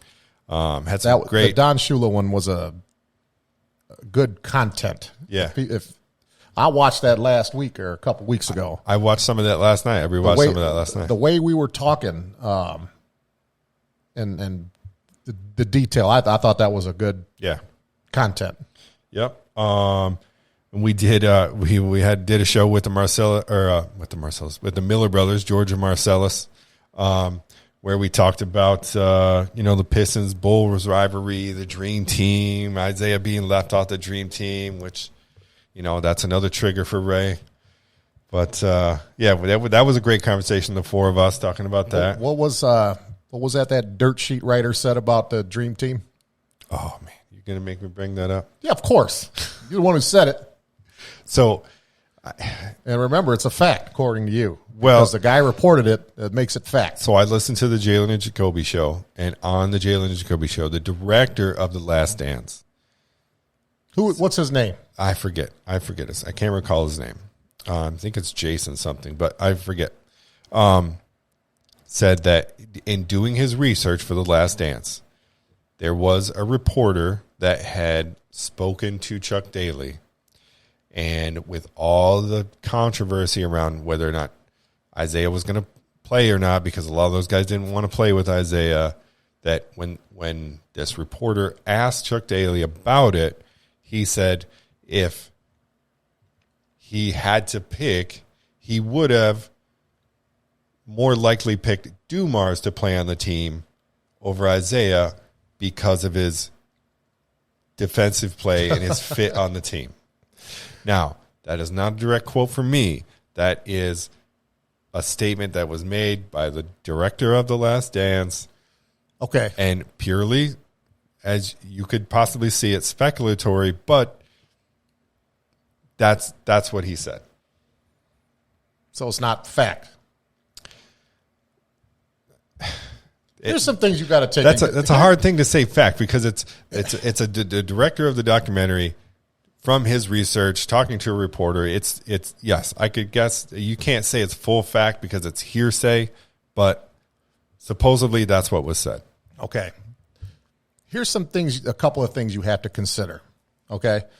The Last Dance documentary. Ego-driven.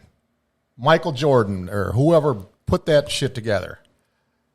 He did, in my opinion, that is solely to take the spotlight off of LeBron James. Okay, the guy's a glory hog. To be talking about all that stuff now, when LeBron James is clearly the best player in the world, that's the way that I took it. Now, what you just said about the dirt sheet writer, that's a shot at Isaiah. It's in the best interest of that Bulls documentary. That is a shot at Isaiah Thomas for anybody to suggest that Joe Dumars, Chuck Daly wanted Joe Dumars instead of Isaiah Thomas. That is a direct shot at Isaiah Thomas. I don't take it that way. I know you. I know you don't. I know you don't. Because Chuck Daly is in a position where, look, maybe I want to pick one of my guys to play on this team, but I also have all these other guys on the team that we've asked to play that don't like Isaiah, that don't want to play with Isaiah. So, okay, if that's the reason, I can understand that. Okay, we don't want Isaiah. We don't get along with him. Okay, I can go with that. But for this dirt sheet writer to suggest that he only said that Chuck Daly was leaning towards, if he had to pick one, he was leaning towards taking Dumars over Isaiah because of his defensive play. Okay, and like I've always said, Chuck Daly isn't here anymore, and he can't defend that. Right. And I wish I knew the guy's name that you're talking about. All I want to know is how in the name of fuck would that guy know that? 30 years later. How come this wasn't talked about at the time that it was happening? Because it wasn't brought to light. I mean, the documentary is what brought that fact to light, because this reporter had this information. And I don't know the status of this reporter. The director spoke to the reporter after Chuck Daly's passing. So obviously, who couldn't follow up and ask Chuck Daly directly, is this true? Is this accurate that you said this? So take it how it is. I'm just telling you a fact. I didn't mean to hype you up so bad about it. Dirt sheet writers in every sport are the worst because they're first of all, they're never there. They're not in the conference rooms. They're not in the locker rooms. And there's, unless you can prove that Chuck Daly said that, if that's on film, it's just nonsense. And when I heard that the first time, I didn't even know how to react to that. I didn't know what to say. That's not you that said that. You were just quoting somebody else. Yeah. That'll go down in history as the single most dumbest thing I've ever heard in my life that didn't come out of Donald Trump's mouth. Single most. Okay. Hey. It wasn't my words. I was just telling you as hey, FYI. If you watch that skit again, when you brought that up on the Zoom show, when you're saying that, Marcellus and George are both covering their faces and their mouths because they know that I'm getting ready to say something to defend that. Yeah. They knew. And I'm not defending the statement. I'm just saying that statement was supposedly made. That's all I'm saying. I'm going to put you on the spot here. You're the dream team head coach. You're Chuck Daly. You got to choose between Isaiah and Joe. There's only one spot left, and it's only these two that you're choosing from. Who you choosing? Am I choosing based on who are you the choosing? Player? Or can I factor in that I don't care what color underwear they have on. I don't care what they're fucking auntie. I don't care. Who are you choosing based on what you know on basketball ability? If I'm Chuck Daly, I want Isaiah on the team. Okay. But because I have Jordan, Magic, Pippen, Bird, all these guys that say, if Isaiah plays, I'm not playing. Because that's the first thing MJ said when they asked him to play on the team. He said, who's all playing? Who's all playing? Because you know the name I'm asking about. If this guy's playing, I'm not playing, right? So Chuck Daly's in a difficult spot, Like, yeah, you want to take Isaiah, duh. Like, it's stupid not to take Isaiah. But if Isaiah is going to fuck with the chemistry of this team, then I'm going to take Dumars because Dumars is a great defender and is a good three-point shooter. Okay. Let's go to the next episode. Okay. So we did it. We did another cool show where we had Mike Fordham on a Zoom, and we talked about the life and the career of New Jack, the infamous hardcore wrestler New Jack. I took his death hard, by the way. I have a friend here who can verify. I took that death kind of hard, man. Yeah.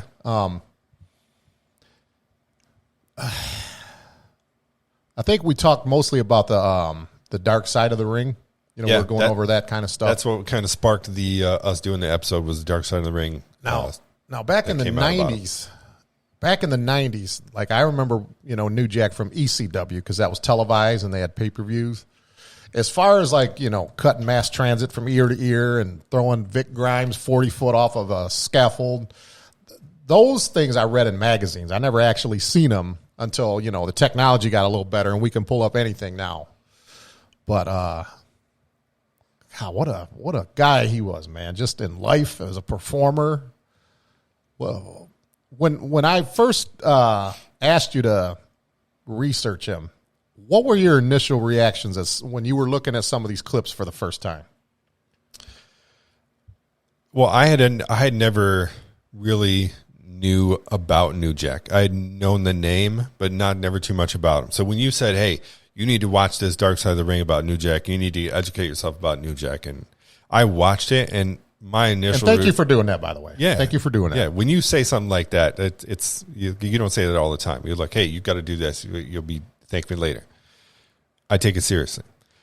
My initial reaction was, God damn, this like shit. Like it was shock. It was like, this guy is something else, man. Like, it's no wonder that this guy is a prominent figure in the hardcore wrestling scene. It was like, he was just something nobody ever seen before. He took it to another level, and it was just total shock factor. And like, damn, it wasn't even about wrestling ability. It was like what he did in the ring and the extreme measures that he went in the ring and his performance and his persona, and he just turned it up to 12 and didn't look back. Hunter Red down in Florida, the guy that he was stabbing in the ring, like stabbing him like alley style. Yeah. One of the quotes of all quotes, man, when he was getting interrogated by the police and questioned, and New Jack said, no, I did not. I did not stab him 14 times. I stabbed him 9 times. Oh, okay. That makes it better. Oh, just 9. Okay. Yeah, it was only 9 times. Now, I'm going to tell you this. Now, I wasn't at the arena. I don't know what they were talking about before the match. But according to New Jack, what he said, Hunter Red, kind of like Mass Transit was telling him how the match is going to go down.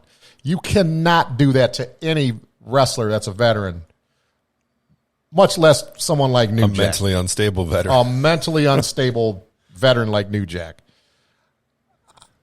I wouldn't have stabbed nobody like that in the ring. But I definitely would have shot on him. Shot on him means whoop his ass for real, not shooting. When you get shot on in a wrestling ring, that means the shit's turning real. Yeah. I would have shot on him. I wouldn't have stabbed the poor kid to death. Did nobody go to Hunter Red and be like, hey, you saw what he did to Mass Transit, right? Like, you really want to say these words to him right now? Yeah, he obviously didn't know any of that stuff. I don't know. I don't know. I don't feel sorry for none of those guys that got jacked like that. No pun intended, jacked like that. Because, like, Mass Transit in there smoking a cigarette in the locker room. Yeah, Jack, I want to put you through a table. My dad's here. Can you cut me? I want to do this and that. And can I cut you? And I don't know, man. Hey, man, you're just here for a ride. You need to shut the fuck up and just go wrestle. And he paid for it. Yeah, New Jack is actually a cool guy. Like you said, he responded to you once. And yeah, that was, man, I reached out to New Jack for that episode, and I sent him a message, and I was trying to surprise you guys and just get him on Zoom on that call, but it didn't happen. But like I said before, he did respond. I sent him a link to the episode, and he just replied with a thumbs up emoji. That's cool. If you ever want to see something cool later on, go look up some of his cameos, because he was getting into cameo before he passed away. And oh my God, some of the stuff he says on there is legendary. That was a fun episode. Yeah. One of my favorite episodes. Probably might be my favorite Zoom episode that we've done. Only because I like New Jack so much, and I liked him when I was younger. So and he really didn't have like health. He died of a heart attack, but he didn't have like an illness. He wasn't. It was unexpected. Yeah. And I thought it was a Facebook hoax when I saw it. I was hoping to God it was a Facebook hoax, but that one touched me, man. Yeah, I felt that we had to do when you pointed me to that Dark Side of the Ring episode or series. I was like, we got to do a show about this. This guy's too interesting of a personality not to do a show about. Yep. So good episode. Yeah, and then we did a few more Zoom calls. We had to hope La Fuente on. Mm-hmm. She's a local business owner and a friend of yours. Yep. The name of her store is A Bit of Earth at the Flint Farmers Market. Everybody loves that store. I love going there too. Yep. She was very nice to talk to. Oh yeah, real nice girl. It was our only non-sports episode. We didn't talk much sports. We just we talked about her and her business and different things. And she's an interesting. When it comes to sports, it's kind of interesting because when she was in high school, she was an all-state swimmer and like had a lot of central like records in the breaststroke and like some of them other events. And she was a 4-year varsity starter on the soccer team. She was like really, really great at everything she played, but just not sports. She don't live and breathe sports like you might think. She just has God-given ability. Yeah, then we did an episode on the career of Shaquille O'Neal, and we did an episode on the career of Barry Sanders, and then I moved back, came back to Michigan from Texas. So let's get this going again. And then we went back to Daisy Dukes. Dukes, yeah. Yep. And we had on Chuck Lawler. Yes. That was interesting how that panned out because we had a guest that didn't come. Yeah, it wasn't supposed to be Chuck Lawler. But Chuck was there because I was buying raffle tickets for the Flint Fury team. And I said, hell, looks like you know who ain't showing up? I said, Chuck's here. He's the president of Flint Fury. Yep. Fuck it, let's talk some Flint Fury. I said, Chuck, go over here, have a seat. Put a headset on. President, coach. Yeah, we talked. Talked to Chuck. He's currently the president of the Flint Fury football team. Flint Central grad? Northern. He's a Northern grad. He's the only Northern grad that came to our U-Finger podcast. Played at Northern, graduated in 88. Played for the Flint Falcons a little bit. Who was it was a couple years ago. I know it was an NFL game. When that quarterback got hit with a helmet. The Steelers and Browns game. It was Myles Garrett and Mason Rudolph. Mason Rudolph. Now, Mason Rudolph, that's the quarterback, right? Yeah. Yep. And the other guy hit him with a helmet. Yeah, ripped off his helmet, and then hit him in his head with his own helmet. Yeah.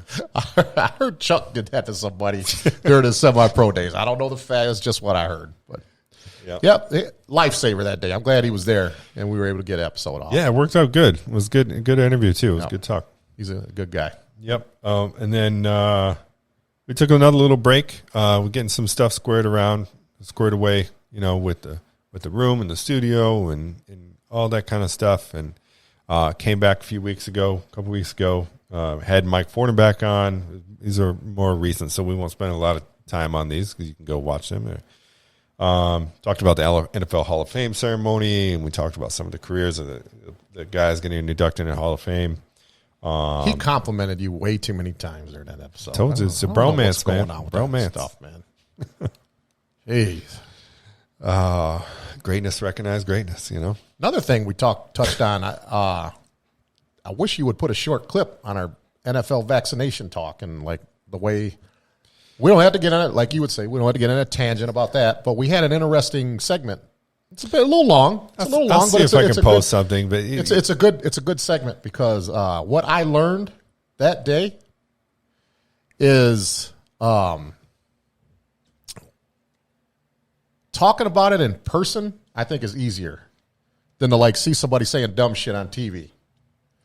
Yeah, because you're accountable for your words in person. Like you're not saying it through a screen. Like a lot of these trolls on social media, when you're in front of someone's face and you're saying words, you're accountable now. But I thought we handled it really, really good, and I didn't know what to expect. I really didn't want to go on that avenue at first, and then I thought I do own a little small business. I might throw a little bit of that in there, but it doesn't necessarily mean everybody was agreeing with everybody.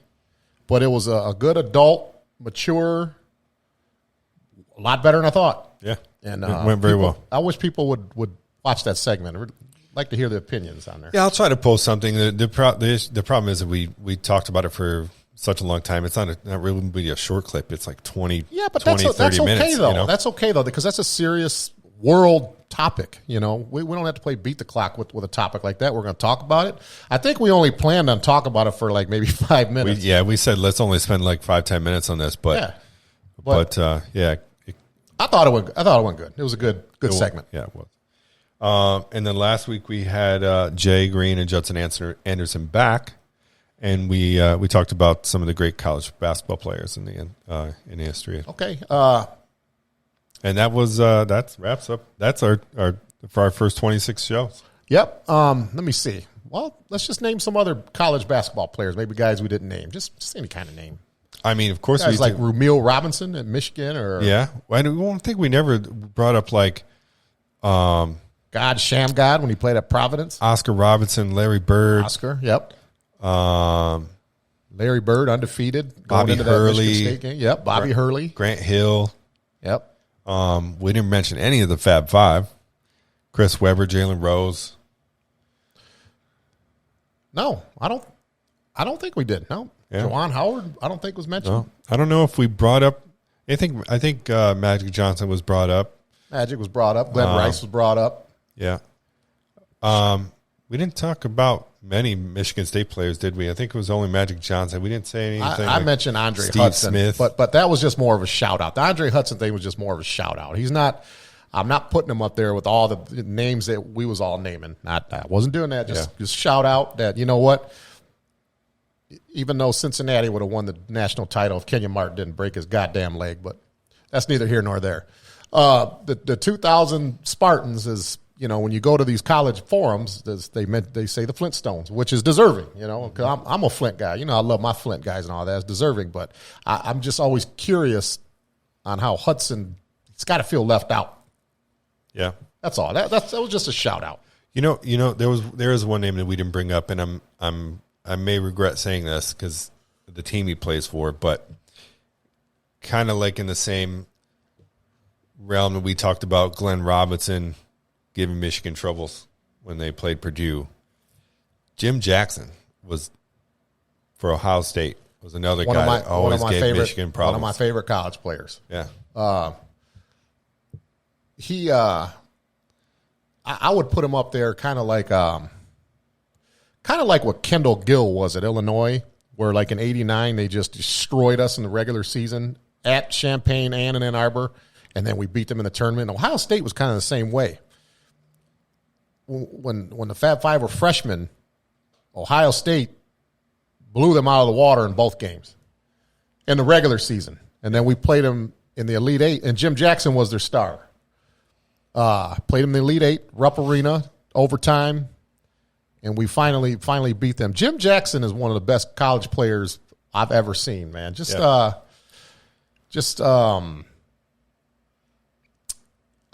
met him at the Chrysler Arena when he was an announcer, but we didn't long time NBA career. I think he's from Toledo because when I worked for Smith Security when I was 18 years old, I worked with a couple guys that went to high school. He went to school somewhere in Toledo. Just a fundamentally sound college basketball player. He could play for the Timberwolves, right? If I'm not mistaken. Yeah, shit, he played for Dallas. They played for like Dallas. 15 teams. Maybe that's Dallas, I think.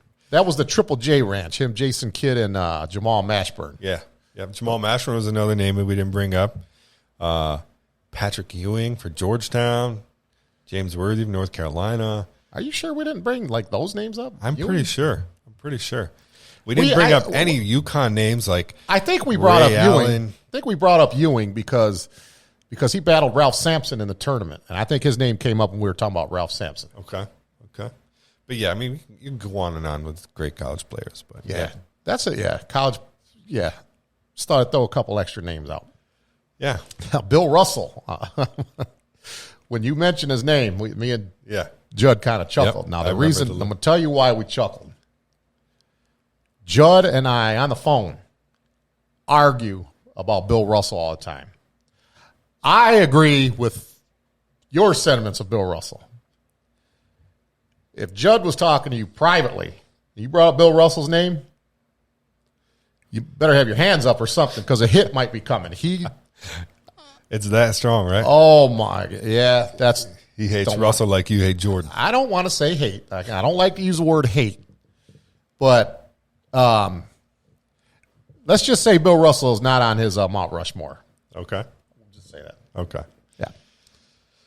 All right. We're going to move on.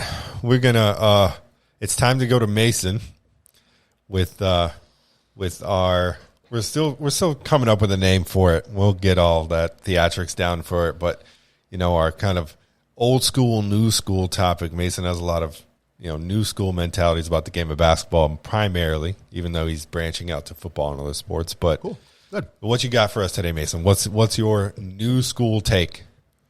I wanted to talk about like Kevin Durant and Pull the microphone closer, son. I wanted to talk about like how Kevin Durant was like a really good scorer and how he's one of the best scorers of all time. Was or is? Is the best scorer of all time. You think he is one of or is the best scorer of all time? Personally, I think he is the best scorer of all time. Okay. You mean like the best pure scorer of all time? Yeah. Okay. Go ahead. You go first. Well, it's interesting. It's interesting. Yeah. So I did know about this prehand. You did and I did, but so I looked at one of the things I first told Mason. I was like, you got to look. You got to compare numbers, right? What's their field goal percentage, right? And he's actually him and Jordan just as a comparative, like have damn near the same field goal percentage, right? And I do agree. I'm one of those people that think Kevin Durant doesn't get enough credit for the player that he is. I think Kevin Durant is a dynamic player. He is a good scorer. He can score from anywhere on the floor. Very smooth, very silky smooth shot. Big fan of his. I without to start an argument, there's some. I sometimes go back and forth in my head and it's like, if I have a choice, if I'm starting a team, I have a choice between LeBron James and Kevin Durant. Oh my God. Like, I might take Kevin Durant. Right? Anyways, we're here to talk about that. Is he one of the best scorers of all time?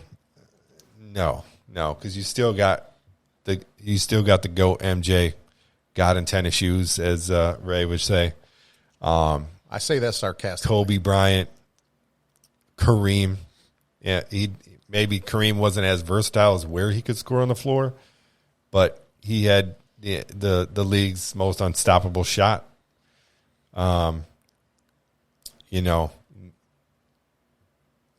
Those guys still are above him to me. Yeah. Good question, Mason. Kevin Durant, 7-footer? He's like 6'8", 6'9". No, he's 6'10". 6'10"? Okay. Really? Yeah. Okay. My 6'10". bad. I It's think like he was- 6'10", 6'11". Right? So you don't even realize he's that tall because Right. of the way he plays. He's so skinny and lanky. A couple things that come to mind about Kevin Durant. If you look at his frame, how he's built. Now, people are always saying how LeBron James wouldn't be able to take punishment back in the golden era in the 80s. Well, if LeBron can't take the punishment, then how the hell would Kevin Durant take the kind of punishment? Would he be able to score back then? Now I know that player. Now I like Kevin Durant. Okay, like Jay Green said last week. Jay likes the guys that can do it all. Take you off the dribble, post you up, do this and that. Kevin Durant is that guy. I think Dan saying that he would take Durant over LeBron. That's almost as ridiculous as what that dirt sheet writer said about Joe Dumars. That was not a definitive answer. I said I go back and forth in my head about it. Okay, don't hurt yourself. Now, Kevin Durant, now I'm going to say this, though. When you mention Kevin Durant's name, this is the first thing that came to my mind, okay? And it doesn't really have to do with the scoring thing. I'm going to put him over here. Now, Golden State won back-to-back titles with him, okay? And he was the finals MVP both times. Now, the third year, when they were going for the three-peat, was 2019. That was when the Raptors won the title. In those first 3 rounds, Kevin Durant was putting up numbers that were absolutely ridiculous, was playing better than he did the previous 2 years. I think he had like 5 games in a row where he scored, I think, like 42 plus 5 games in a row before he got injured. Yeah. Had he not gotten injured, and this is no disrespect to the Raptors and Kawhi Leonard. I like Kawhi Leonard. Yeah. No disrespect to those guys. They would have had no chance against a healthy Kevin Durant. And I know that Golden State team was loaded. Okay, I understand all that. And wasn't Klay Thompson got injured that year too, Yes. right? Yeah. So they were not only down Durant, they were down Klay Thompson as I well. think Curry got injured as well. I think just a minor injury. I'm not sure. But Durant, though, in 2019 was doing things in the second round and in the conference finals where we're like, damn, nobody's stopping them. He got hurt. I think they would have won 3 in a row. He would have been the finals MVP all 3 times. And I think that would have been worthy enough to compare them to the 96, 97, 98 Bulls teams. I really think that, I don't know, would Michael Jordan's 96 team still be the greatest of all time, even though they had the best record? That 3 finals MVPs, he would have been the finals MVP. I'm talking about Durant. It's too bad that he got injured. Another what if. Golden State would have ran away with the title in 2019 against the Raptors. They would. Durant was playing better than he did his previous 2 years when they won the title and he was the finals MVP. Kevin Durant in today's game can definitely score the ball. He's the best pure scorer. In today's game. In today's game. Yeah. He would have had to alter his game a little bit back, 30 years ago because of the physical violence that was going on. Yeah. He would have had to bulk up. Yeah. Yeah. Does he have, Michael Jordan's toughness? Because Michael Jordan was getting beat down, but he always got back up. I don't think any player could have took that punishment. I mean, we was punishing Bird physically and Magic Johnson too, but not to the level we were doing to Michael Jordan. But I just think it's too bad that he got injured in 2019. I think it was the conference finals. And that was 3 MVPs in a row in the finals. They would have won their 3rd title in a row. That's too bad. But nope, I don't think he's the best pure scorer. But as Dan would like to say, he's definitely should be in the discussion. Mm-hmm. So, yeah, that's good. It's a good question. That's just what I think. Yeah. All right. How we looking on time? We're looking at 1 hour and 55 minutes. Okay. Do you want to do the question thing, or do you want to save that for another time? We're coming up on 2 hours. What question thing? The interview thing. Thought you wanted to do the interview thing. No? What interview? What are you talking about? Never mind. Guess we're not doing it. What interview thing? We'll talk about it later. You were going to ask me questions. Oh my God, Ray has Alzheimer's all of a sudden. That's a whole episode. Okay. All right. Well, I guess that's where we're going to end it. Plus, my questions are at home anyway. You forgot. I know what you're talking about now. All right. I'm hungry for some pizza, so let's wrap this up. All right, go ahead. Okay, now that you're in your rightful spot, go ahead and close it out. Yeah, I think this was fun. Hopefully, it wasn't too boring for everyone going through each episode. But if it's boring, and whoever thinks it's boring is because they don't know what we're talking about. Right. And if you don't know, go back and watch the episodes, and you'll get all those insider things that we were talking about. We appreciate each and every one of you. If you like what we're doing, I'm going to say it every time: like, subscribe, turn on notifications so you know when we post a new episode. Well, we post to YouTube, we post to Facebook. We appreciate the support and hope to have you back. Good job today, Mason. Good job. See you next time.